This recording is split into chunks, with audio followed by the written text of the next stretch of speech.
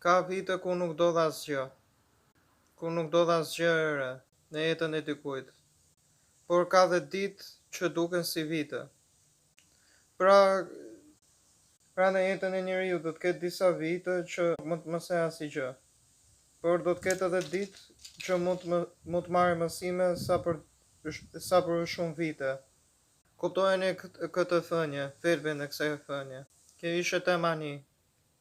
Dhe tema 2 që do të them është, ka persona 20-25 vjeç që janë shumë të pjekur dhe kanë eksperjenca shumë në jetë.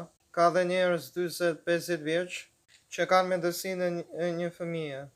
Pra, ka dhe persona 15 vjeç që janë burra, por ka dhe persona 60 vjeç që janë bebe.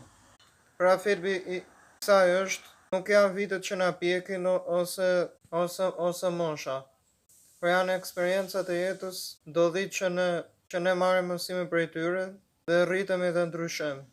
Kjo e bën diferencën.